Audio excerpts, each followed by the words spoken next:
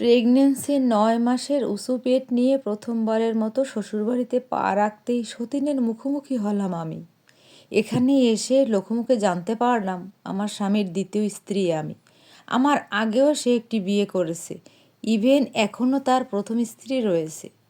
প্রথম সংসারে তার ৫ বছরের একটি মেয়ে আছে, অথচ আমাদের বিয়ের আগে ঘুণাক্ষরেও সেসব টের পাইনি আমি। এসব কিচ্ছু স্বীকার করেনি সে। হয়তো এই সত্য কখনো জানাও হতো না যদি আমি আজ নিজ থেকে খোঁজ না আসতাম তার। মানুষটা নিখুঁতভাবে ঠকিয়েছে আমাদের দুজন নারীকে। আমার সতীনও জানে না আমি তার স্বামীর আরেকটি স্ত্রী। অচেনা আমাকে দেখিয়ে সে আগ্রহ নিয়ে জিজ্ঞেস করল, কে আপনি? আমি যদি বলি আমি আপনার স্বামীর আরেকটি স্ত্রী, আপনার সতীন আমি, কি বিশ্বাস করবেন আপনি? আমার কথায় সে প্রচণ্ড রকমের রেগে গেল। অচেনা এক মেয়ের মুখে স্বামীকে নিয়ে এমন কথা শুনলে রাগটা স্বাভাবিক। নারী তার স্বামীকে নিয়ে ভাগাভাগি কোনোভাবেই সহ্য করতে পারে না।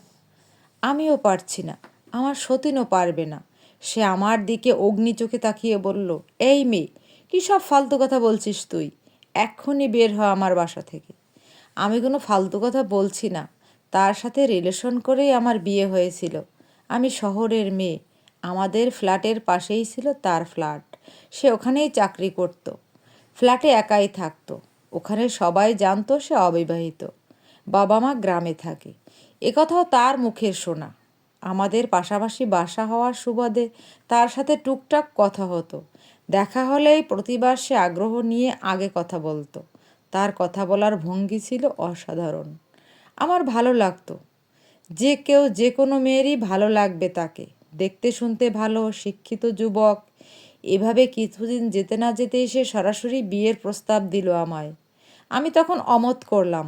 তবে ধীরে ধীরে আমিও বুঝতে পেলাম আমি তাকে ভালোবাসতে শুরু করেছি। এরপর আমাদের প্রেম হলো। আমি যেটাকে ভালোবাসা বা প্রেম ভাবতাম, আসলে ওটার নাম ছিল পরকীয়া। ঘুণাক্ষরেও বুঝতে পারেনি আমি তার চালাকি। সে বুঝতেও দেয়নি।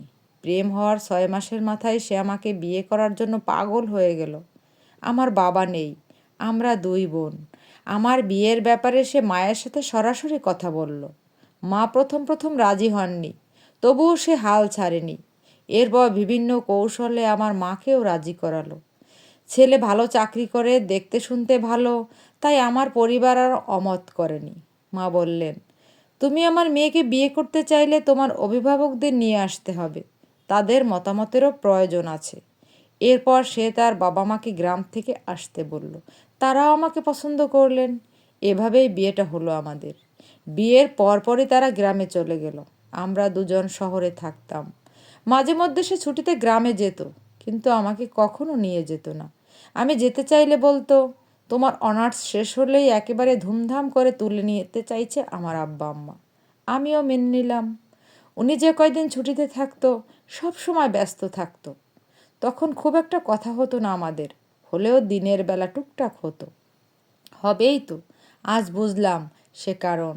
সে গ্রামের কথা বলে চলে যেত তার প্রথম স্ত্রী আর সন্তানের কাছে। তারাও তো এসব জানে না। আর আমিও তো সরল ছিলাম।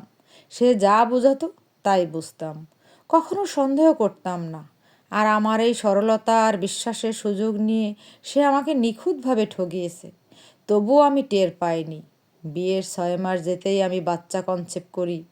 এরপরও দিনগুলো ভালোই যাচ্ছিল। আমার প্রেগন্যান্সির ৮ মাস হতেই হঠাৎ সে গ্রামের কথা বলে বাসা থেকে বের হয়।